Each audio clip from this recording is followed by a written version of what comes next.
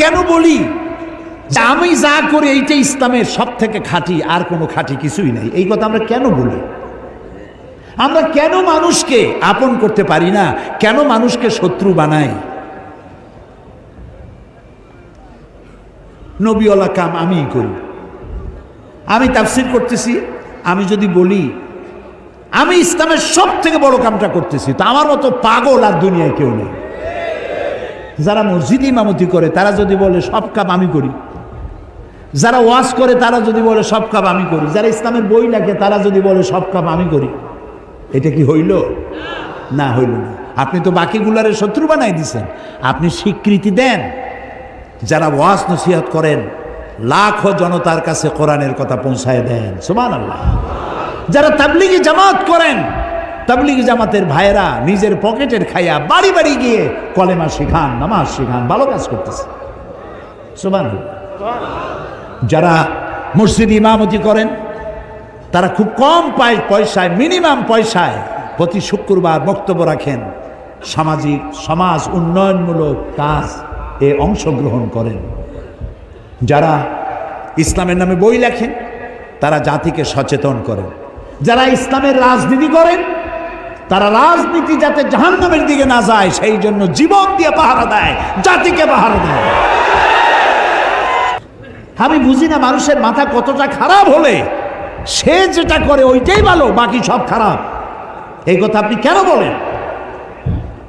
এই ছোট লোকী আচরণ বন্ধ করুন। এই সুপিরিয়রিটি কমপ্লেক্স মাথা থেকে নামায় দেন। সবাইকে সম্মান করতে শিখুন, সবাইকে মর্যাদা দিতে শিখুন, প্রত্যেকের কাজে স্বীকৃতি দিতে শিখুন, তাহলে ভালো হবে।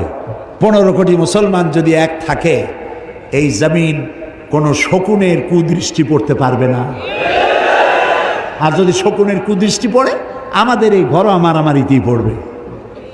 আমরা একজন আহলে হাদিস চোখে দেখতে পারি না, আহলে হাদিস আমারও চোখে দেখতে পারে না, কওমি মাদ্রাসা আলিয়া দেখতে পারে না, আলিয়া কওমি দেখতে পারে না।